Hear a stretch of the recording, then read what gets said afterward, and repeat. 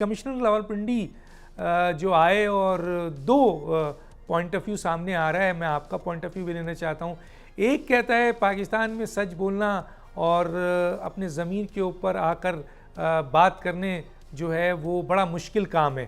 چنانچہ کمشنر صاحب نے اپنے ضمیر کے اوپر آ کے بتایا اور اس سے تقریباً 13 سیٹیں راولپنڈی ڈویژن کی نیشنل اسمبلی کی اور 26 سیٹیں پروونشل اسمبلی کی ہیں، جس میں سے 11 سیٹیں پی ایم ایل این نے جیتی ہیں. جو اسٹیٹمنٹ انہوں نے دیا وہ آپ کے سامنے ہے. دوسرا جو ان بات آ رہی ہے وہ یہ ہے کہ کمشنر صاحب مثلا بک گئے، کمشنر صاحب کسی کے فیوچر پلاننگ کے تحت، اپنے آگے مستقبل کے تحت کسی سیاسی جماعت کا، کسی شخص کا جوڑ توڑ کے سلسلے میں تھے. تو آپ اس کو کیسے دیکھتے ہیں سر؟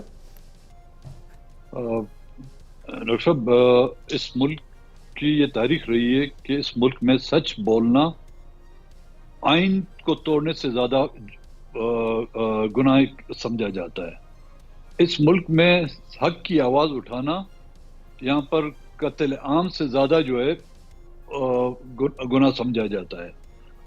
کاش کہ اس کمشنر راولپنڈی کی طرح ہماری پولیٹیکل پارٹیاں یا وہ لوگ جو کسی اور کا مینڈیٹ چرا کر وہ اسمبلیوں پہ جانے کے لیے جو ہے نا پر تول رہے ہیں یا خواب دیکھ رہے ہیں، یا وہ بیوروکریٹس جنہوں نے اسی طرح کی حرکتیں کر کر اپنے ان پولیٹیکل پارٹیوں کو خوش رکھا ہے یا آقاؤں کو خوش رکھا ہے. اگر ہمارے ملک کا 25% وہ طبقہ جن کا میں نے نام لیا ہے وہ اس غیرت کا مظاہرہ کرتے تو شاید آج ملک کہیں اور پہنچ جاتا.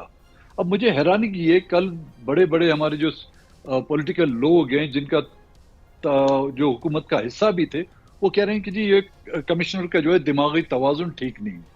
تو بھائی اگر اس کا دماغی توازن ٹھیک نہیں تھا تو اس کو راولپنڈی کا کمشنر آپ نے رکھا ہے، تو آپ لوگوں کے دماغی توازن کا میں کیا اس کو نام دوں؟ سر 35 سال سے زیادہ سروس ہے تو کئی عہدوں پہ رہے ہیں، کبھی یہ سوال نہیں اٹھا. اگر وہ دماغی خراب تھا ان کا توازن تو 35 سال میں 40 سال میں کبھی کسی نے ان کو یہ چیزیں سامنے نہیں آئیں. آخر اس اسٹیٹمنٹ کے بعد ان کے دماغی توازن پہ کیوں سوال اٹھ رہا ہے سر؟ سب یہی بات ہے نا، اور تو ان کا بس نہیں چلا. اب آپ سوچیں کہ راولپنڈی جہاں سے اسلام آباد مشکل سے میرے خیال میں 20 کلومیٹر ہوگا اور جی ایچ کیو کے بالکل بغل میں ہے، وہاں پہ اس طرح کی حرکتیں ہو سکتی ہیں.